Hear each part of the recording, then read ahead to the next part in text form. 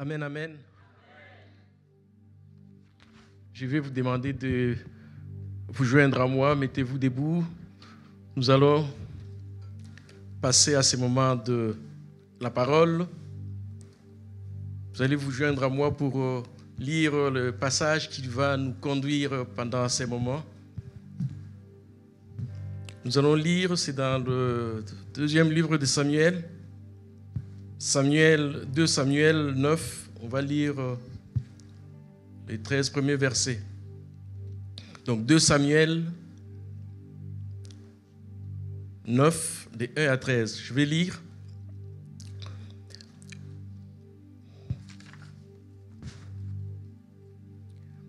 David dit: reste-t-il encore quelqu'un de la maison de Saül pour que je lui fasse du bien à cause de Jonathan?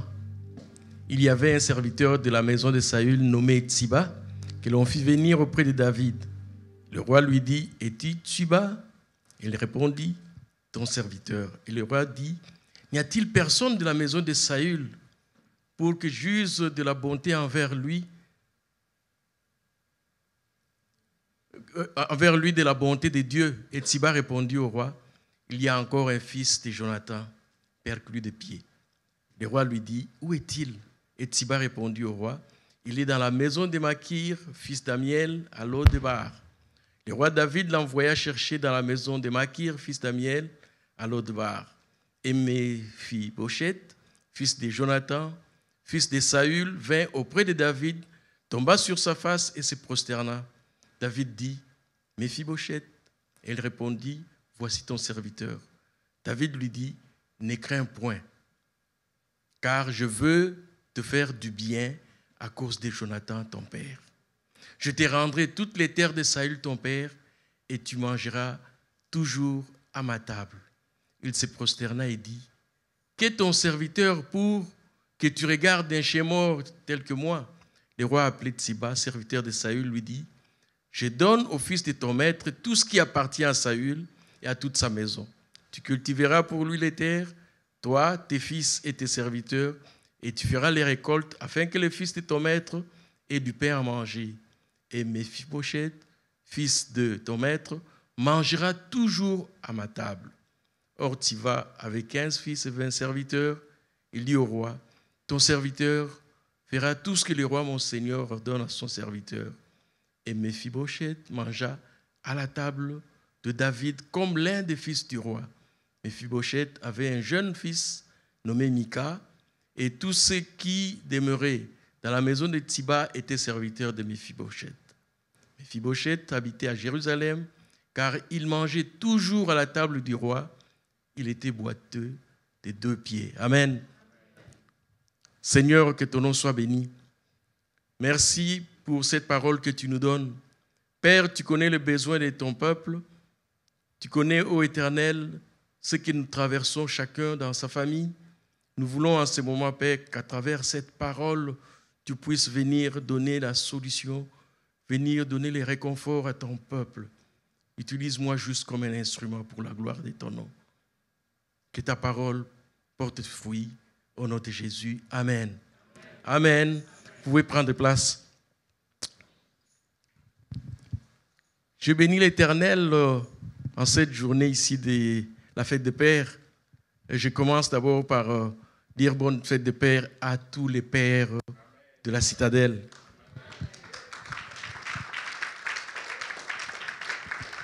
Je ne peux pas avancer sans remercier le père de la maison, le pasteur Omer Kabouya, qui nous a donné cette opportunité pour que nous puissions partager avec vous cette parole. Et au loin, je salue aussi le patriarche, le docteur Kabouya, car sans lui, nous ne serions pas en train de partager cette parole. Lui qui a toujours agi comme un mentor pour nous et lui qui nous a toujours soutenus dans notre marche, dans notre épanouissement et notre formation. En ces jours bénis où le monde célèbre les pères, je vous salue dans le nom de Jésus. En ces mois de juin, où la citadelle, nous avons décrété le mois de juin comme le mois de la famille, le Seigneur vient avec une parole pour les familles, une parole de réconfort, une parole de rétablissement pour vous. Notre Dieu est un Dieu d'alliance. Et à chaque moment, il établit des alliances avec certaines personnes, certaines patriarches, à partir comme Abraham, ainsi de suite, parce qu'il sait qu'il ne se dédie pas de sa parole et Dieu se souvient toujours de son alliance. Et il se sert toujours de cette alliance pour nous bénir, pour accomplir ses desseins dans nos vies. C'est pourquoi,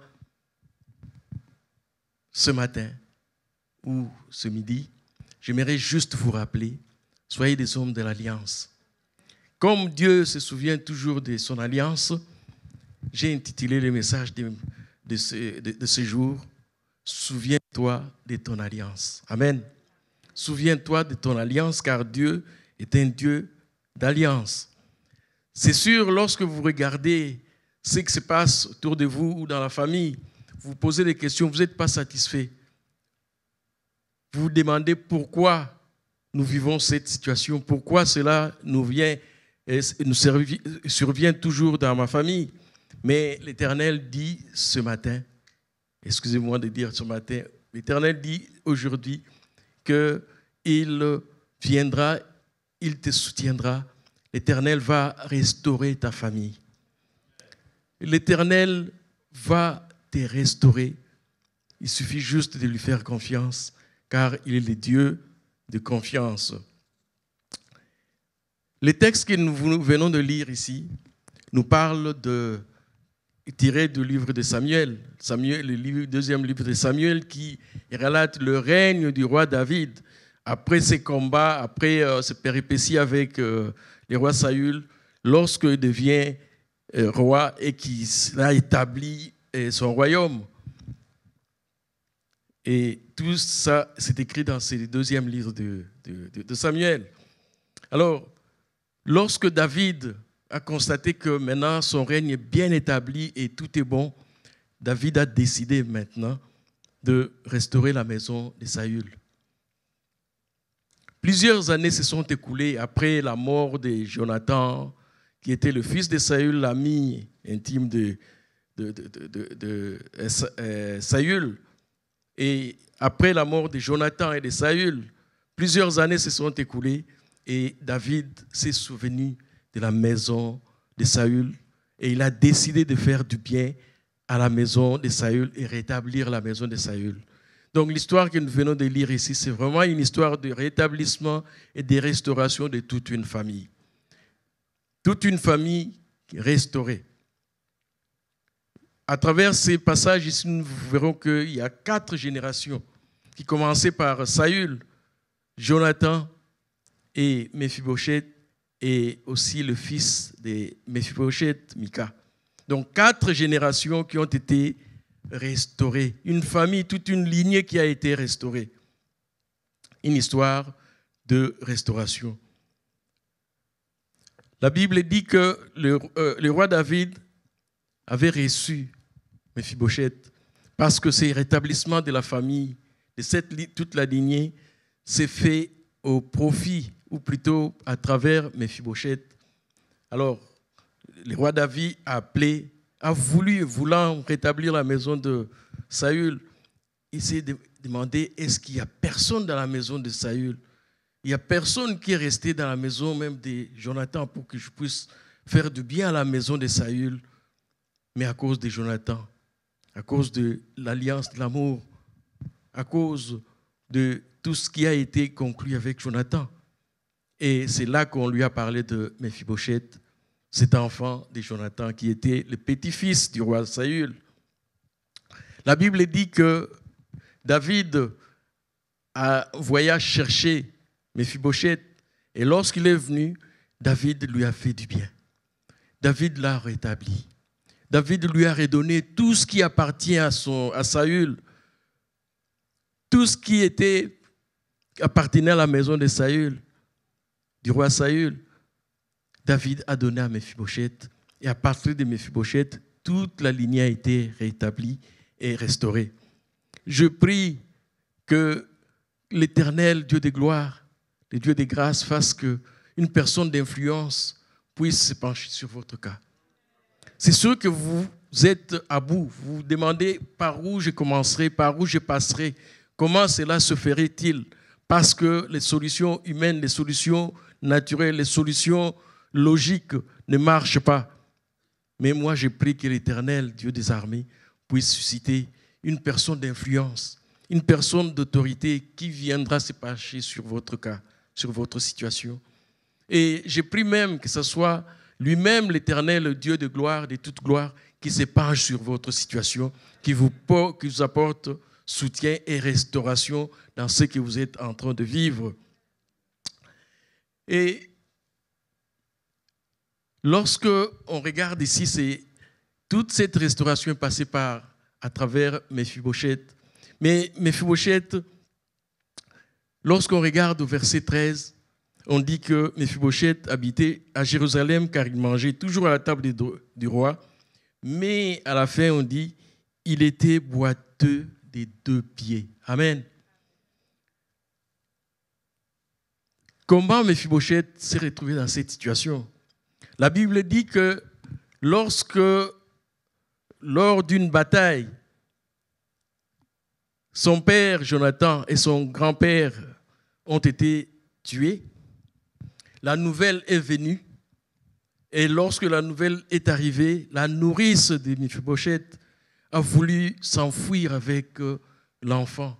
Méphibosheth n'avait que 5 ans à cette époque-là et il l'a laissé échapper. Méphibosheth est tombé et dans cette chute-là, il est resté boiteux, infirme toute sa vie.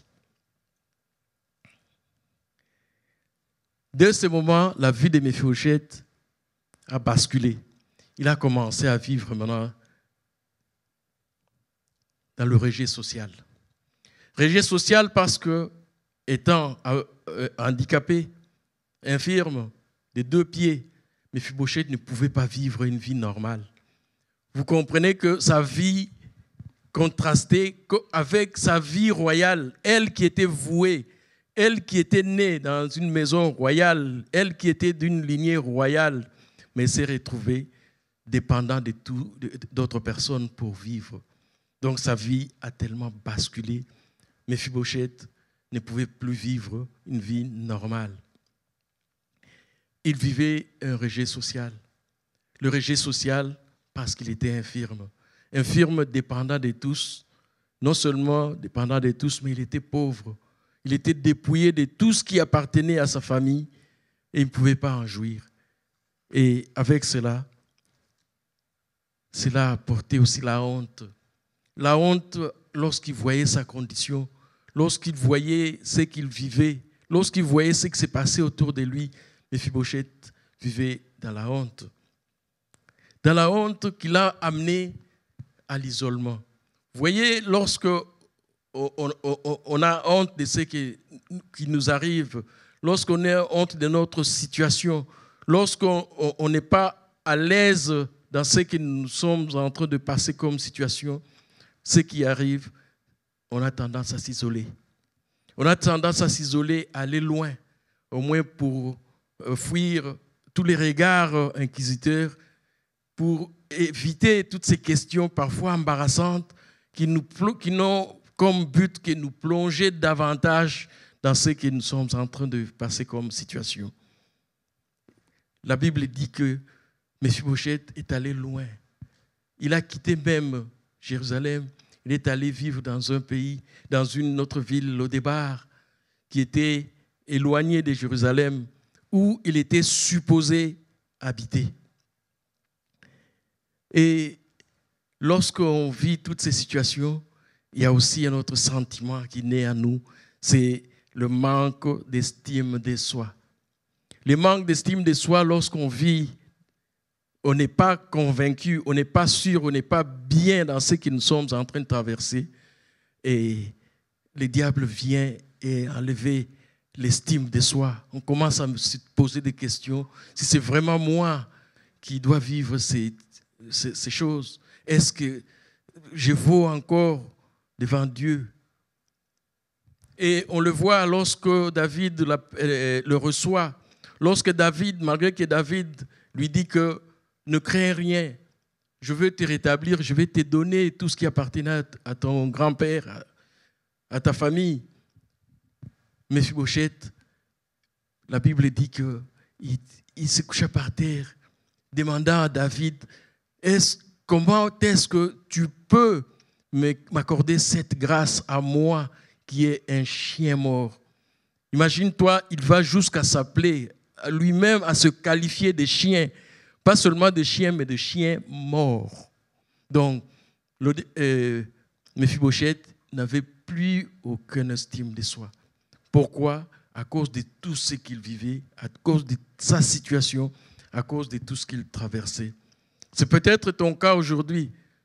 Lorsque tu regardes ta situation, tu ne t'estimes plus, tu te poses des questions, tu te demandes, est-ce que c'est vraiment moi? Lorsqu'on compare, tu compares ce que tu vivais il y a quelques années avec ce que tu vis actuellement, et à lieu de te poser des questions, tu te poses trop de questions. Et ajouté à cela, Mephibosheth était un fugitif. Lorsqu'on dit qu'il est allé vivre dans cette ville, Lo-débar, c'est parce qu'il était en train de fuir. Il était en train de se cacher contre le roi David. Pourquoi? Parce que à l'époque, vous comprenez, et même de nos jours ici, lorsque les régimes changent, généralement, celui qui vient a toujours tendance à régler des comptes. Mais plus encore, le cas de Mephibosheth, il était le petit-fils de Saül. Saül qui était le grand ennemi de David. Saül qui a mené une vie dure à David. Saül qui a cherché à tuer David à plusieurs situations, plusieurs circonstances. Et Mephibosheth, sachant qu'il appartenait à cette lignée-là de Saül, il s'est considéré déjà ennemi de David. Par conséquent, il a préféré s'enfuir. Donc c'était un fugitif parce que c'était un condamné à mort. Son cas, il se disait, si David tombe sur moi, si je tombe entre les mains de David, c'est sûr que ma situation, c'est la mort, je suis perdu à jamais. Vous comprenez, la situation de Mephibosheth n'était pas agréable, n'était pas souhaitable. Nul ne peut accepter, nul ne peut même souhaiter vivre une vie pareille.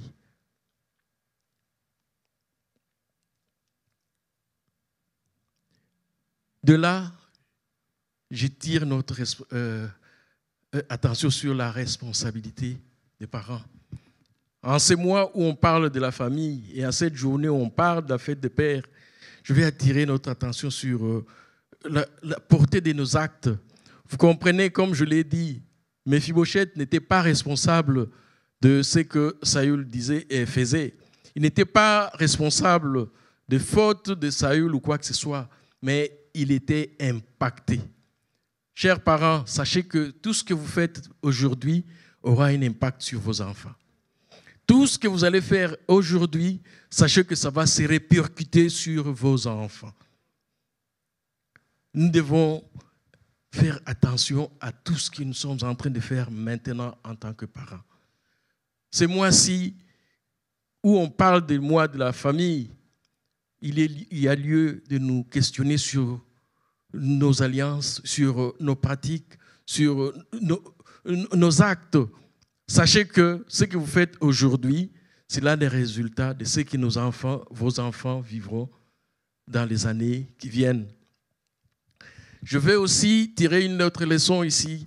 Vous comprenez que Mephibosheth est resté aveugle et handicapé, boiteux. Ce n'est pas sa faute. C'est par la faute de la nourrice. La nourrice qui prenait soin de lui, qui, pensant vouloir faire du bien, échapper faire fuir Mephibosheth, il l'a échappé et Mephibosheth s'est retrouvé handicapé. Pas par sa faute, mais par la faute de l'autre, d'une autre personne.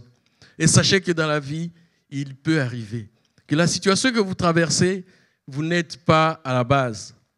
Ce n'est pas vous qui l'avez provoqué, mais c'est la faute de quelqu'un d'autre, mais ça vous a entraîné dans une situation où vous ne savez pas vous en sortir. Et parfois, vous êtes en train de vous en pleurer.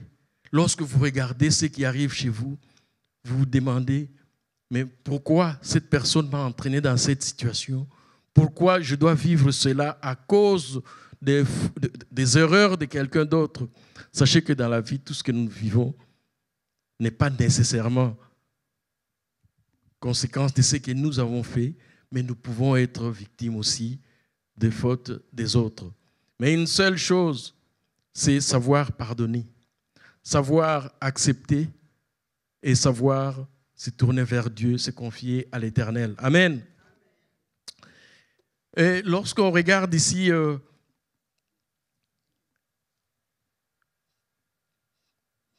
toute une famille restaurée.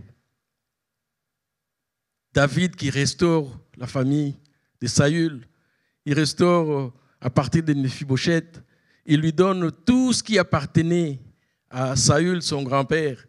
On regarde ici, on se demande, qu'est-ce qui a fait que lui qui vivait dans cette pauvreté, lui qui vivait dans cette situation, tout ce qu'on a décrit, il puisse être rétabli.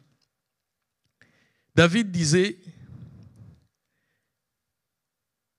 ne crains point, car je veux te faire du bien à cause de Jonathan, ton père. Amen.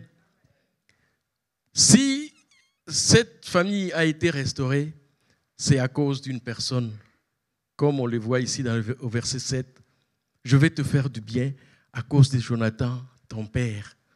Bien-aimés, sachez que vous êtes portés de bonheur pour votre famille. Et sachez aussi que vous pouvez être porteur de malheur pour votre famille.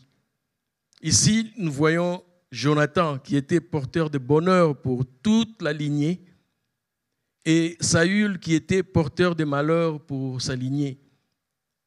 Moi, je souhaite et je vous conjure, soyez des Jonathan pour vos familles. Soyez des Jonathan car lorsque l'Éternel regarde votre marche, lorsque l'Éternel se souvient de votre alliance, c'est par là que votre famille va être rétablie. Donc, vous comprenez, vous voyez ici qu'au lieu de vivre misérablement, au lieu de vivre toujours en train de fuir, de se cacher, au lieu de vivre toujours dans la peur, dans la honte, dans le dénigrement et dans l'isolement, Méphibosheth est devenu un homme libre, épanoui et riche, qui avait accès au roi à chaque moment, parce que la Bible dit qu'il était assis à la place du fils du roi et il mangeait à la table du roi. Qui d'entre nous ne voudrait pas être à la place de Méphibosheth? Qui d'entre nous n'aimerait pas vivre toutes ces faveurs de Méphibosheth? Mais tout cela, c'est grâce à Jonathan.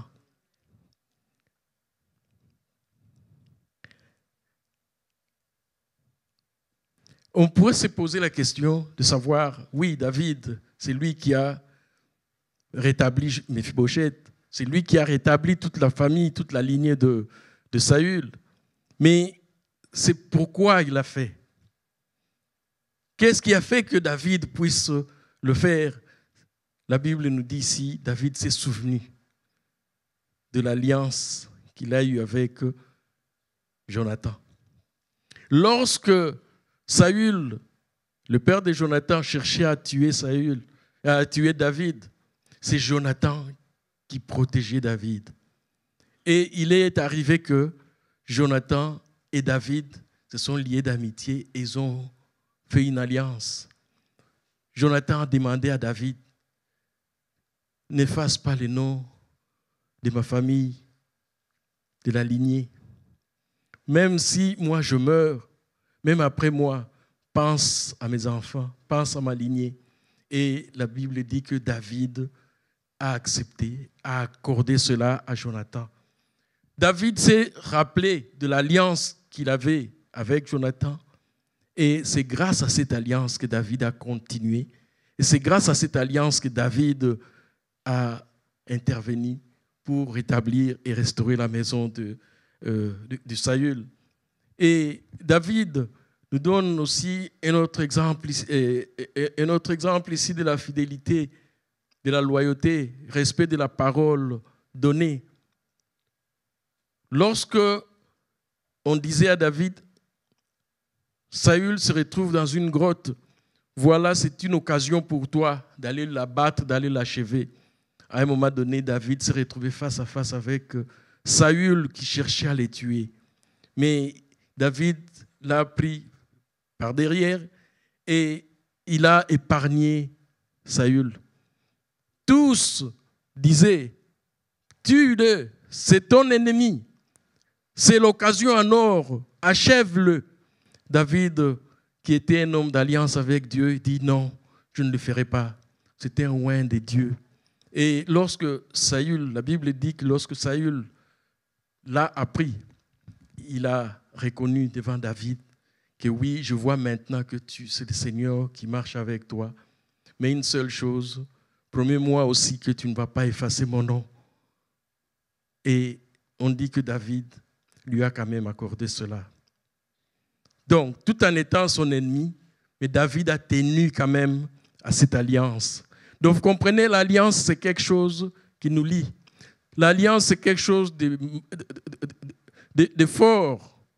Comme je l'ai dit au début, Dieu se penche sur nos alliances, sur son alliance, pour transformer nos vies. Tout ce que nous pouvons vivre, tout ce que nous pouvons attendre de Dieu, Dieu le fait par alliance, à cause de l'alliance que nous avons avec lui. Et aujourd'hui, cette alliance se concrétise à travers la croix. À travers la croix, Dieu rétablit cette alliance qui était brisée avec l'humanité.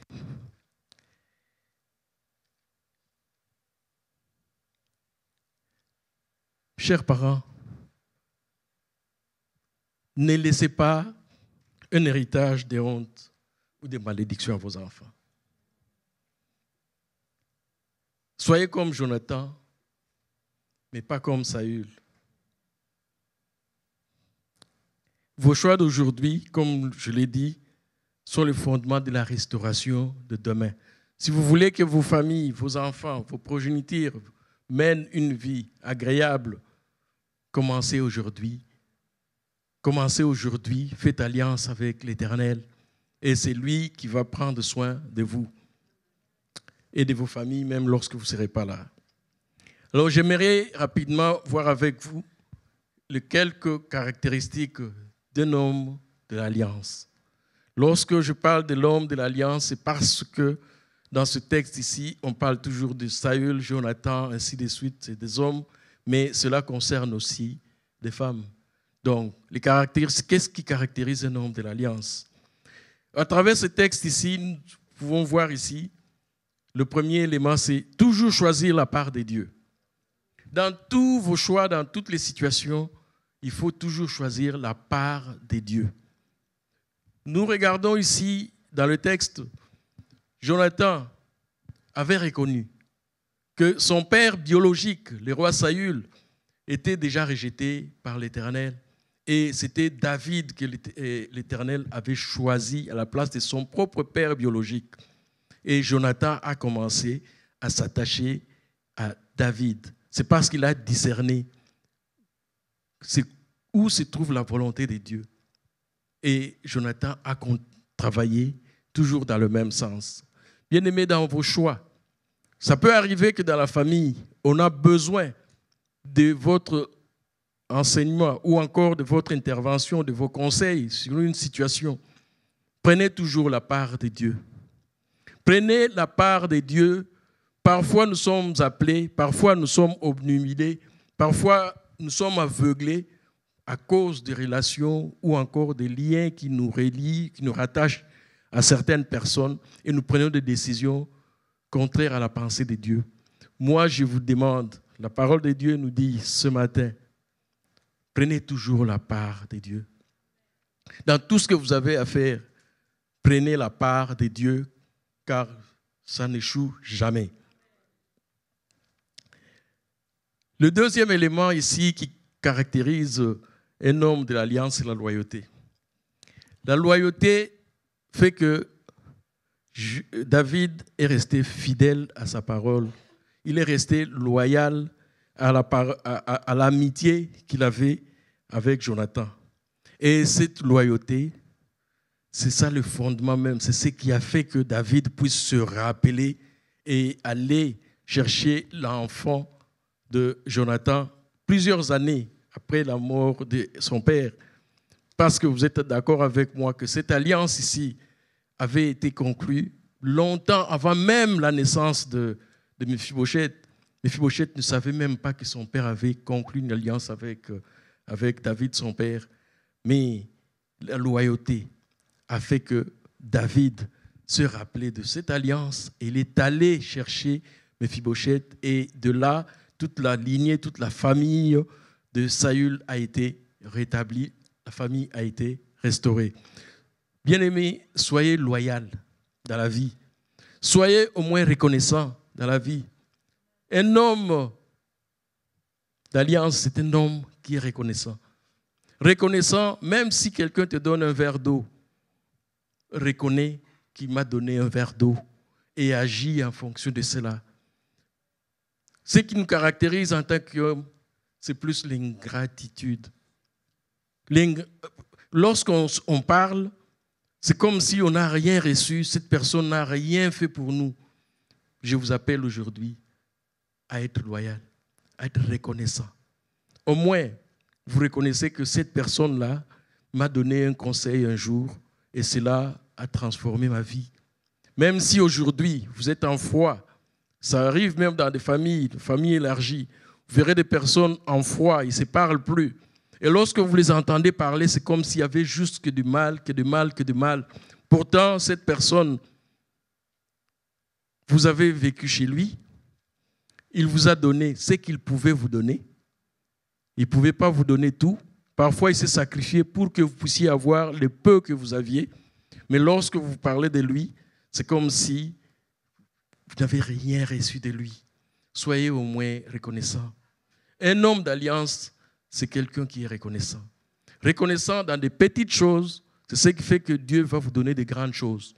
Lorsque vous n'êtes pas reconnaissant dans des petites choses, ne vous attendez pas à recevoir des grandes choses. Bien-aimés, notre pasteur le dit, vous venez à l'église, parfois vous ne savez même pas comment tenir le micro.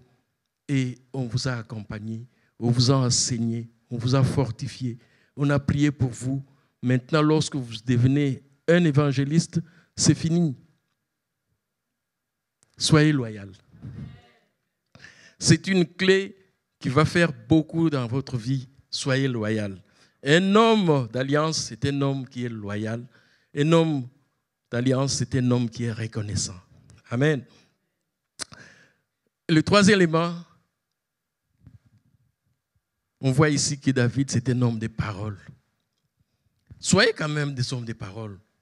Lorsque je dis, frère, je viendrai demain, ou encore, je t'enverrai telle affaire demain, demain, je vais le faire. Si pour une raison ou une autre, je n'arrive pas à le faire, au moins, je vais appeler pour dire, frère, je t'avais promis telle affaire, mais voilà, je n'ai pas pu. Soyez des hommes de parole. Un homme d'alliance, c'est un homme de parole, qui respecte au moins sa parole. Ce n'est pas qu'on te demande ce que tu avais déjà dit, tu commences à nier. Oh non, frère, je n'avais pas... Non. Un homme d'alliance, c'est un homme de parole. Je te donnerai, je donne. Je ne suis pas capable de te donner, je vais au moins te dire, je voulais te donner, mais je n'ai pas pu. Je viendrai, oui, je dois venir. Soyez des hommes de parole. Et ce que je dis, ça vaut aussi pour les femmes. Soyez quand même des femmes de parole, soyez des hommes de parole. Lorsque vous vous engagez à faire telle affaire, telle chose, faites-le parce que vous êtes engagés. Et c'est de cette façon que Dieu va voir au moins que vous êtes un homme d'alliance. Et nous voyons ici un homme d'alliance qui se bat pour sa famille. il travaille vraiment pour sa maison. Il travaille pas seulement pour lui seul, mais il regarde loin. Il regarde derrière lui. Qu'est-ce qui va arriver après moi? Ne faites pas comme dans certains pays qu'on connaît, où la personne dit « après moi, c'est fini, il n'y a plus rien. Après moi, rien ne va arriver, rien ne va se passer, rien de bon. » Mais je veux juste dire, avant que tu ne sois là où tu es, il y avait d'autres qui étaient là. Avant que tu ne sois établi pasteur, il y a d'autres pasteurs qui étaient avant toi. Donc, lorsque tu viens, tu sais que je suis en train de marcher dans la lignée d'autres personnes. Ne pensez pas que vous êtes, je ne sais pas c'est quoi le mot, donc, à part moi, il n'y a rien d'autre. À part moi, il n'y a personne d'autre. Donc, lorsque je vis pour moi et moi tout seul. Mais on voit ici Jonathan qui nous donne un exemple. Lorsqu'il prend même des alliances, il fait alliance avec David, il fait des alliances pas pour lui. Il dit au verset, on peut voir ça dans 1 Samuel 20, 14. Pouvez-vous me balancer 1 Samuel 20, 14, s'il vous plaît? On voit ici Saül qui demande et Jonathan qui demande à David, « Si je meurs, ne retire jamais ta bonté envers ma maison. » Donc, moi, je sais que je vais mourir. Je vais partir, mais ne retire pas ta bonté de ma maison. Moi, je ne serai pas là. Je vais quitter un département. Mais Seigneur, ne retire pas ta présence de l'Église. Bien-aimés, sachez que vous n'êtes pas indispensable dans la vie. Lorsque vous travaillez, travaillez pour ceux qui viennent en arrière. Et c'est ce que Jonathan a fait ici. Lorsqu'il a s'est lié d'amitié, ou plutôt il a pris l'alliance avec David, ce n'était pas pour lui, mais pour sa progéniture. Et de cette façon, Mephibosheth a pu bénéficier de sa grâce. Non seulement Mephibosheth, mais les fils de Mephibosheth, Mika, et toute la famille, toute la lignée, toute la maison de Saül a été restaurée. En conclusion, bien-aimés, vous comprenez que Mephibosheth, qui était pauvre, boiteux, fugitif, rejeté, a été restauré à cause de l'alliance. L'alliance qui a été fondée, l'alliance qui a été prise, l'alliance qui a été établie entre son père Jonathan et David. Et cette alliance l'a sauvé. Et lorsqu'on regarde aujourd'hui, notre situation n'est pas tellement différente de Mephibosheth. Pourquoi? Parce que lui, comme nous étions privés des droits de cité à Jérusalem. Mephibosheth ne pouvait pas aller à Jérusalem parce qu'il fuyait, parce qu'il était l'ennemi de Dieu, de David. Nous, on était ennemis de Dieu. Et par son amour, par sa grâce, l'Éternel a établi une alliance avec nous à travers le sang de Christ. C'est pourquoi, jour après jour, lorsque nous vivons, quoi que nous fassions, que nous puissions toujours nous souvenir de l'alliance.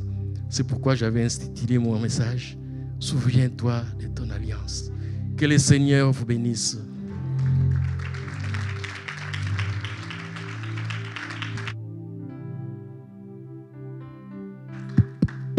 Nous allons profiter pour nous lever, nous allons prier.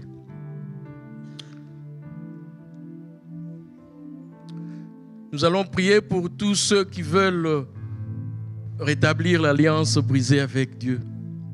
Tous ceux qui vivent des situations qu'ils ne comprennent pas. Tous ceux qui se posent des questions, qui se demandent pourquoi je vis cette situation et qui n'ont pas de réponse. Tous ceux qui vivent des situations dans lesquelles ils ne sont pas nécessairement responsables, mais ils se retrouvent là et ne savent pas s'en départir. Je veux juste que nous puissions nous unir à cette prière, nous recommander à Dieu. Levons tous nos voix, je vais prier.